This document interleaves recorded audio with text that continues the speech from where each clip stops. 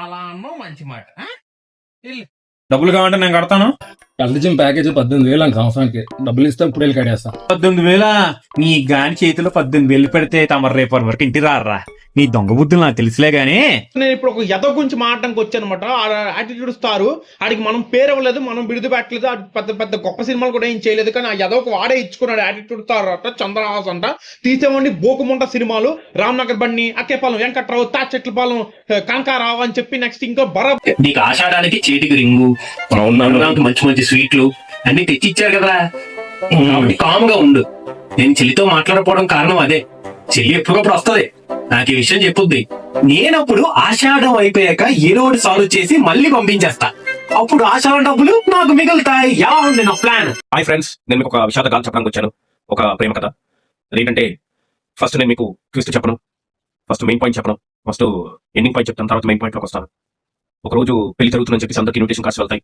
వెళ్ళిన తర్వాత కొంతమంది వాళ్ళ ఫ్రెండ్స్ ఏమో ఏంటి ఈఎంఐ అంటారు. కానీ వాళ్ళ పేరెంట్స్ అన్ని నోరు మూసుకొని పెళ్లికి రండి, భోజనం తిని వెళ్ళిపోండి అని చెప్తారు. అనుకున్నా మొత్తం తిరిగి నా దగ్గరికే వస్తారు అనుకున్నా. నిన్న నీ పెద్దరికాన్ని కాపాడుకోమని చెప్పేసరికి నువ్వు నా పెద్దరికం మీదకి వస్తున్నావు ఇప్పుడు.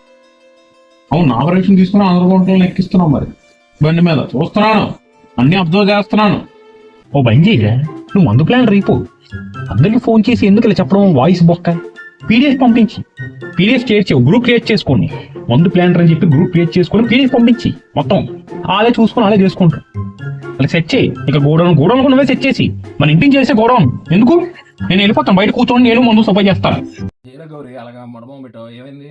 నేను ఎప్పుడు ఎవరు లవ్ చేసినా వాళ్ళ ఫీలింగ్స్ బ్రేక్ చేస్తున్నారు నాన్న. ఏది చెప్తున్నాను ఇప్పుడు? టెలిఫోన్ కి వల్గర్గా ఎవడో మెసేజ్ పెడతానంటరా, సిమ్ మార్చేద్దాం అనుకుంటున్నాను. నువ్వేమంటావు? అన్నా, నా దగ్గర ఒక మంచి బిజినెస్ ఐడియా ఉందా? ఏంట్రా అది? ఏ బిజినెస్ ఐడియా? పోన్లే, ఇన్నాళ్ళకి మంచి పని చేస్తున్నావు, చెప్పు. సాయం అందరూ ఎంక్వైరీ చేస్తున్నారంట. రే, చెల్లి మంచిది కాబట్టి యునానిమస్ పాజిటివ్ రిపోర్ట్లు ఇచ్చారా? తమల గురించి ఎంక్వైరీ చేస్తే ఎంక్వైరీ చేసినోడికి నేను ఎదురు 100 రూపాయలు ఇవ్వాలి. బాబు మా ఓడి గురించి మంచిగా చెప్పురా బాబు. ఏరా ఎందుకురా రావు? మళ్ళీ ఏ అడవ పిలిచి కరెక్ట్గా షట్టర్ ఓపెన్ చేసే టైంకి బయలుదేరాడు గురుడు. బండిదాలను తీసి పక్కన ఇక్కడ పెట్టరా. నీ ప్యాకేజ్ గుర్తు పెట్టుకో. నీ ప్యాకేజ్ 15 లక్షలు గానీ 12 లక్షలు గానీ ఉంటే నీకు 3 రోజుల్లో పెళ్లి అయిపోతాయి. విత్ ఇన్ 3 months లో లేకపోతే 3 days లో నీకు 3 days ఎంగేజ్మెంట్ వచ్చేది. నీకు ఫోన్ వచ్చేస్తారు ముందే. నమస్కారం అండి, మేమండి ఇలా మ్యారేజ్ చూసామండి, మీ అబ్బాయి ప్యాకేజ్ బానే ఉందండి, 15 lakhs కదండి, మేము రావాలనుకుంటున్నాం చెప్పి గౌరీ బట్ట పొట్ట మర్చిపోయావురా. అక్కడికి వస్తున్నాను ఫ్లోట్. వాళ్ళు నీ సిబిల్ స్కోర్ అడుగుతున్నారు, చూపించమంటావా? ఇప్పుడు మాటలు రావు కొడుక్కి.